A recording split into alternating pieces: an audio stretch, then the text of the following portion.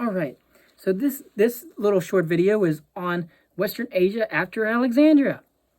All right. So the Achaemenid monarch Cyrus II the Great, from 539 to 530 BCE, created the first world empire, truly, which at its greatest extent stretched from Egypt to Central Asia and from Thrace to India, lasting over 2 centuries until the last king, Darius III, was defeated by Alexander the Great. But Cyrus ushered in a new millennium of the ascendancy of the Iranian peoples, for the Achaemenid kings were Persians from the areas near Shiraz. They were succeeded first by a monastic Iranian dynasty, the Parthians, and then by the Persian Sassanians. But both dynasties were ruled for 4 centuries. In the west, you had the Seleucids, the Byzantines, and the Ottomans.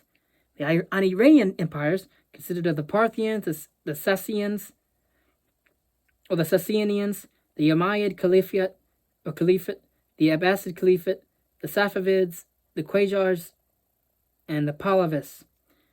And to the east, you had the Greco-Bactrians, the Kushians, the empire of the Hephaestionite Huns, the Seljuks, and the Timuns. Now, you see, in the time before Cyrus, you had Babylonian mathematics, and there was a very solid foundation for calculus and also for that of geometry, which existed in the work and the minds of the Egyptians. But the Greeks were slow in this manner. They were still using letters for numbers instead of a decimal place of notation. And then this system was not proper for science. And so in Greek physics, you see a gradual breaking down of one tradition and then the building up of new traditions that spring forth from them. The culture was mixed, Greek, Babylonian, Hittite from the east. It was not until the 5th century BCE that the Persians conquered Greece. But traveling and learning in this time is important to one's understanding. For if you lived your whole life in the city of Heliopolis, the city of the sun, you naturally would have had a strong fixation on the local sun god Ra. But if you only just happened to visit occasionally and went on to other cities, you would build a completely different understanding of the universe in which the gods are not there. And so if you had no gods or tradition to hold on to, you actually had to do some thinking for yourself. And then that's what the Greeks did in a loose sense. And indeed, even in the invention of the idea of the self. When we see in ancient Greek history, we see the birthplace of science. We see the birthplace of philosophy. We see the birthplace of history. We see the birthplace of democracy. We see the birthplace of a lot of great things in art and architecture. And, well, the Greeks weren't big on architecture. The Romans were more on that. But we still see in the Greek times, architecture was still extremely important. It was a time of flourishing of the arts and sciences.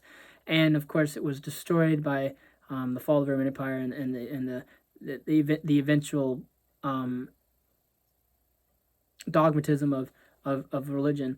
But anyways, to continue, that in certain moments in classical times, there have been very few men of the circumstances in which I've had the fatality of experiencing a world of universal increasing literacy. You don't find that until really the after the Renaissance. You don't really find that till the Enlightenment. And in respect to those who were not able to experience such realities as I have been able to learn about, the importance of all kinds of knowledge. And I had the thought, though not many did, that it would be a complete waste of life if I did not share this knowledge with others, if I did not go into academia. But I first had the ideas in place, and then I proceeded to let my thoughts and the information process to flow strictly onto the page of my wisdom's writ. And concerning my adventures in mathematics and physics, I had journeyed to the place where traditions break, the west coast of Asia Minor, where in Ionia around Ephesus and Miletus, the first home of science, and the second home of science that they called the Greater Greece, the kingdom of Naples and Sicily, and to the founding of the Italian state. And of course, as you know, as the Italian state was where the Renaissance began, and then it, of course, flourished on into the other countries and whatnot, but it was really with the Italian humanists and discovery of ancient texts and documents, the rediscovery of Aristotle and other mathematics of the Egyptians, the Babylonians, and the Greeks and the Romans.